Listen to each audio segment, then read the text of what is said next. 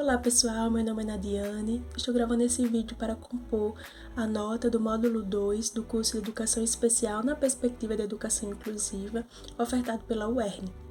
E eu vou fazer minha audiodescrição. Sou uma mulher parda, de cabelos cacheados na altura do ombro, de cor castanho escuro e mechas loiras. Estou usando um óculos de cor marrom claro e uma camiseta amarela. Esse vídeo ele tem como finalidade abordar a importância da linguagem na construção das funções psicológicas superiores e dos conceitos científicos no processo de escolarização de crianças com deficiência. E ao pensar em funções psicológicas superiores e na própria linguagem, não tem como nós não pensarmos na teoria de Vygotsky. Vygotsky, quando ele começou a pensar em como o homem ele se constitui de modo a produzir cultura, ele vai perceber que as correntes teóricas estabelecidas na psicologia de sua época não possuíam os fundamentos necessários para a construção de uma teoria unificada. E ele encontra no materialismo histórico dialético os métodos e princípios para desenvolver a sua teoria, se sustentando na natureza histórica e sociocultural, no processo de formação humana, considerando justamente essa união entre biológico, social, cultural e psicológico na formação humana.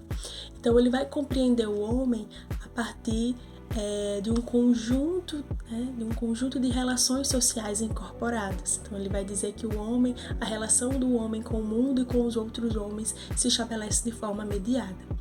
E um dos principais elementos mediadores que ele vai atribuir especial importância é a linguagem. A linguagem ela é um sistema simbólico que estrutura a nossa forma de pensamento, estrutura os signos de forma complexa, e ela foi construída ao longo do curso da história humana, e a linguagem ela vai permitir essa organização do nosso pensamento. Então é a linguagem que vai permitir, ela vai desenvolver um papel crucial na formação das funções psicológicas superiores. Então ela vai permitir essa organização do nosso pensamento, permitir que a gente represente coisas, signifique coisas, faça essa representação simbólica na nossa mente, nomeie coisas, imagine. Também está relacionado à nossa memória, à nossa forma de pensar, à nossa forma de sentir, tudo isso graças à linguagem, à mediação da linguagem.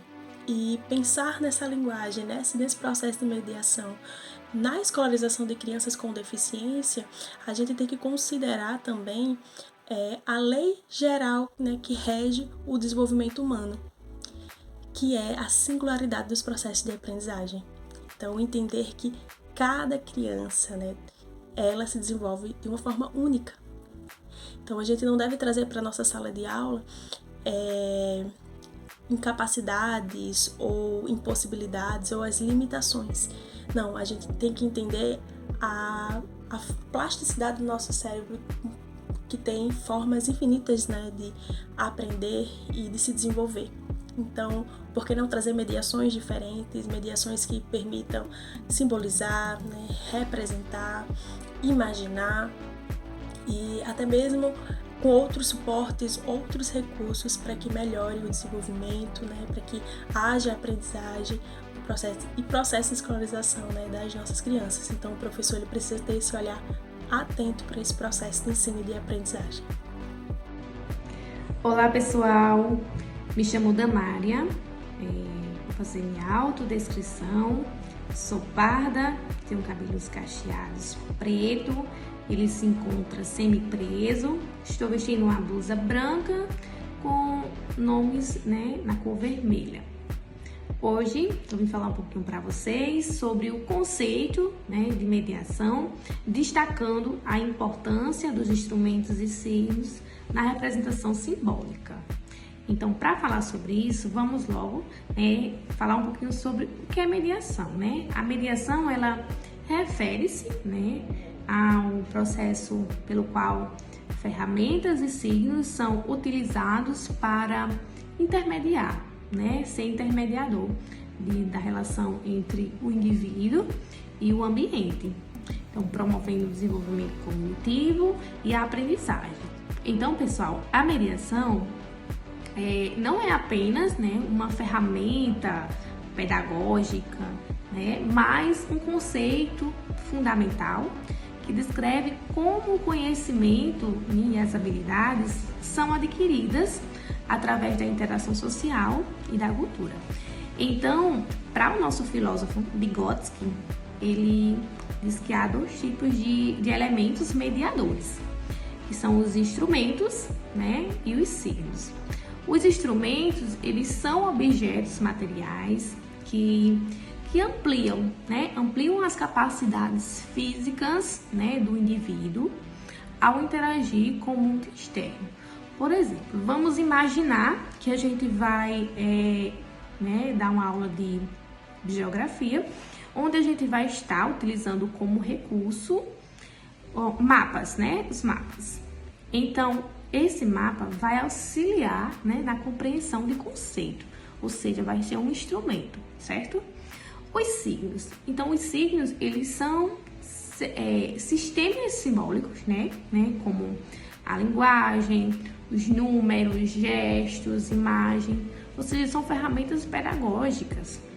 Então, a mediação na perspectiva, né, de Vygotsky envolve a utilização, né, desses dois elementos, né, dos instrumentos e dos signos, para facilitar o aprendizado, né, e o desenvolvimento cognitivo, sendo, né, a linguagem, as interações sociais e a intervenção, né, de um mediador exemplo de como esse processo ocorre. Então, trazendo, né, para o contexto inclusivo, a oferta, né, de instrumentos e signos adequados, bem como a mediação adequada, é fundamental. É fundamental para que todos os alunos eles possam participar plenamente do processo, né, de aprendizagem e desenvolvimento.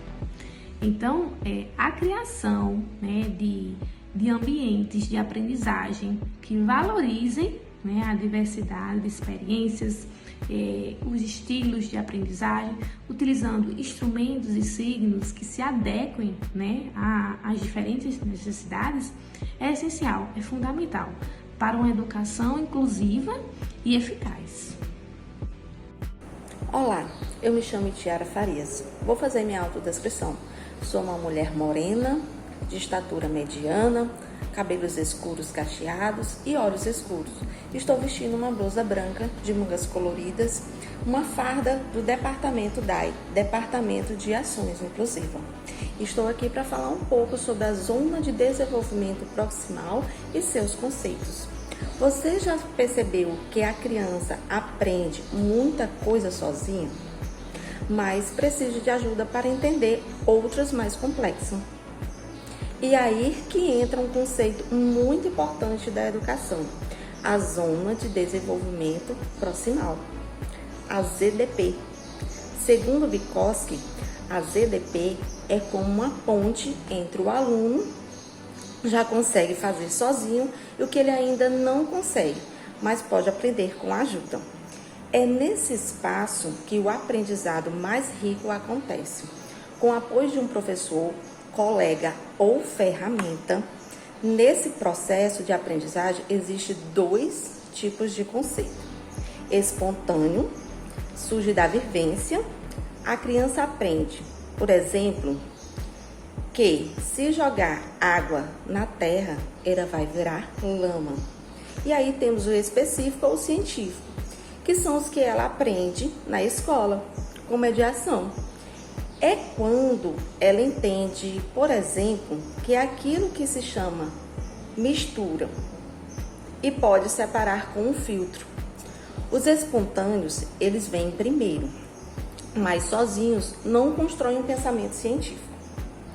É o professor quem faz essa ponte, ajudando o aluno a ligar o conhecimento da vida com os conceitos escolares. Um bom exemplo: a criança sabe que o dia clareia e escurece. Isso é espontâneo. Mas ela precisa de uma mediação para entender que isso acontece por causa da rotação da Terra. Esse é o conceito específico. E dentro da zona de desenvolvimento proximal, que o professor vai planejar as atividades que desafiam o aluno a ampliar o pensamento dele. Quando você ensina, está ajudando a construir pontes entre o aluno, já sabe o que ele pode descobrir, com você. Até logo!